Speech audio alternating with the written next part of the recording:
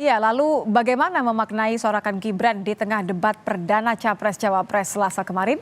Kita akan bahas bersama Kunto Adi Wibowo, analis komunikasi politik Unpad. Selamat malam, Mas Kunto. Mbak, apa kabar? Alhamdulillah, baik Mas Kunto. Yang jadi sorotan ini adalah aksi sorak-sorainya Gibran ini ya. Ini menurut Anda sekadar gimmick politik atau sesuatu yang lain? Ya, kita kan melihatnya ketika di televisi nggak terlalu jelas ya Mbak ya. Tapi kalau kita lihat kan ini tidak sekedar gimmick. Kalau saya sih melihatnya ini memang reaksi genuine atau asli dari Mas Gibran yang kemudian tiba-tiba berdiri. Kalau penyebabnya bisa macam-macam. Misalnya keterangan dari TKN bilang, oh Mas Gibran antusias kok itu karena debat gitu. Atau Hmm. pendukungnya Mas Gibran mungkin memberikan apologia bahwa oh ya itu sudah dirinya sendiri terlihat santai, nggak Mhm. tegang, makanya berdiri gitu kan. Tapi kan kalau kita lihat kan spontanitas itu juga ada faktor emosi yang kemudian memuncak ya Mbak ya, karena topik yang sedang dibicarakan adalah tentang Spesifik dia kan sekali ya. gitu. Betul gitu. Jadi saya melihat ya mungkin spontan tapi kan dalam sebagai calon wakil presiden kan ada dituntut kemampuan untuk menahan emosi juga kan harusnya gitu. Jadi maksud Anda ini adalah salah satu bentuk tidak bisa mengontrol emosi? Ya salah satunya itu Mbak, karena kan ketika kita lihat kan bagaimana Pak Anies ketika diserang juga tenang, Pak Ganjar diserang juga tenang, Pak Amin ataupun Pak Mahfud ketika pasangannya diserang atau bahkan Pak Mahfud pun diserang kan soal HAM kan oleh Mhm, Pak mhm. Prabowo, dia juga tenang gitu, karena memang bukan bukan kapasitasnya untuk berbicara di event itu, di acara itu, dan mereka juga tidak kemudian mengajak supporternya untuk bersorak-sorai. Kalau menurut saya ini masalah kepantasan dan bagaimana seseorang menempatkan diri pada sebuah peristiwa atau sebuah event gitu, Mbak. Jadi maksud Anda kalau Gibran yang biasanya ini lebih banyak diam, irit komentar, cenderung tidak ekspresif, konteksnya adalah tidak tepat karena dalam debat begitu ya?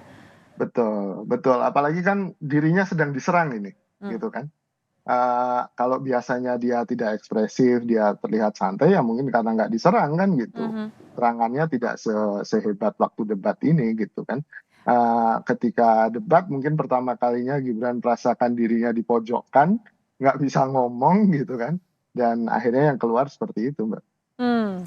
Tidak keluar lewat kata-kata tapi lewat gerakan tubuh ya. Anda melihat ini sekedar mendukung capres, reaksi spontan mendukung capres atau karena terkait dengan dirinya sendiri, personal sekali? Saya pikir ya kalau kita lihat gambar di TV bagaimana muka Mas Gibran sedikit memerah gitu kan. Ya itu kan juga bisa dimaknai oh dia semangat makanya memerah gitu.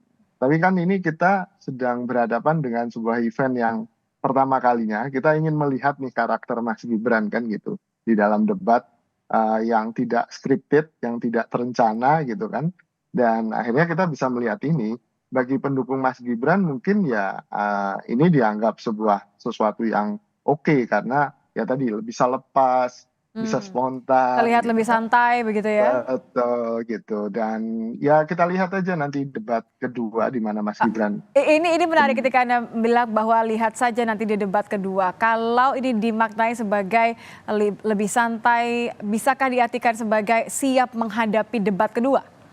Iya, ini bisa diartikan begitu bagi pendukungnya Mas Gibran ya gitu kan. Tapi kan saya di sini mencoba objektif karena ada di kubu yang lain juga pasti melihat bahwa ini tadi ketidakmampuan menahan emosi, lalu kemudian ada semacam rasa malu atau rasa tersiksa secara emosional sehingga Mas Gibran melakukan itu. Mhm. Dan kita berharap sih Mas Gibran bisa lebih lebih rileks tapi juga bisa lebih menjaga emosi, menjaga perilakunya di sebuah acara yang memang resmi, debat presiden dan menunjukkan marwahnya sebagai calon wakil presiden gitu. Hmm.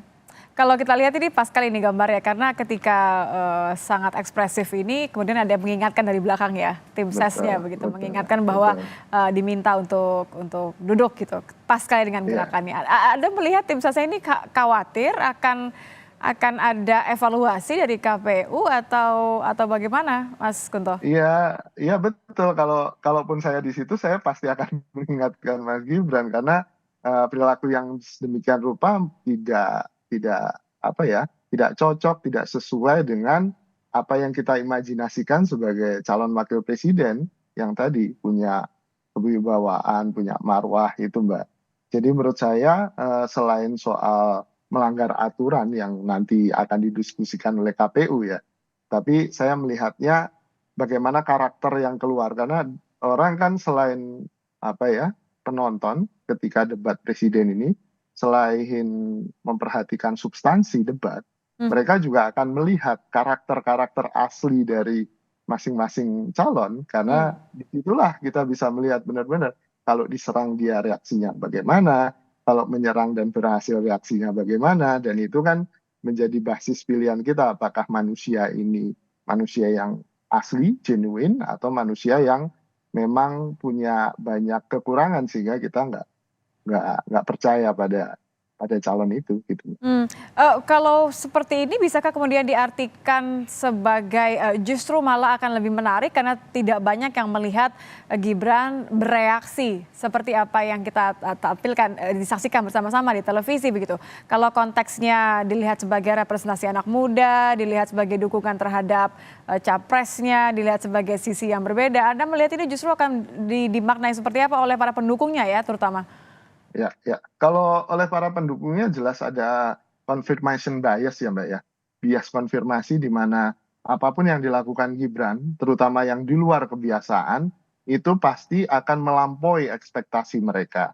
Dan sesuatu yang melampaui ekspektasi dan positif, pasti akan punya kesan yang positif dan semakin meneguhkan keyakinan mereka untuk memilih Mas Gibran gitu. Hmm. Di lain sisi kan ada pemilih yang mengambang nih. Sebenarnya Ya, debat ini kan undecided voters ya? tujuannya betul.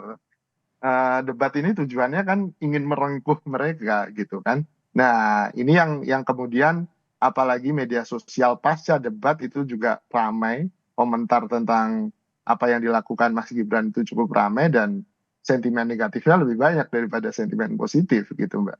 Sebenarnya seperti apa sih kalau dia lagi-lagi dianggap Gibran ini sebagai perwakilan dari milenial, sebagai perwakilan anak muda, undecided voters ini sepertinya menurut Anda ingin melihat seorang calon yang bersikap seperti apa, Mas Kunto? Kalau ini kan ada Ya, misalnya debat kedua, ketiga, keempat, dan kelima ini betul. seperti apa yang diharapkan kira-kira? Kalau menurut saya yang dicari yang pertama tentu substansi, yang kedua tentu pembawaan atau karakter yang sesuai gitu dengan harapan pemilih gitu. Kalau saya memilih wakil presiden ya akan memilih wakil presiden yang punya marwah, punya wibawa, yang walaupun pembawaannya anak muda tapi tahu di mana tempatnya, tahu di mana situasinya. Dan menurut saya itu yang akan dicari oleh pemilih, Mbak. Tahu tempat, tahu situasi, tahu kondisi begitu ya? Betul, betul. Oke, baik. Terima kasih Mas Kunto sudah bergabung bersama kami di Kompas Malam. Kunto Adi Wibowo, analis politik dari Unpad. Terima kasih, selamat malam Mas Kunto.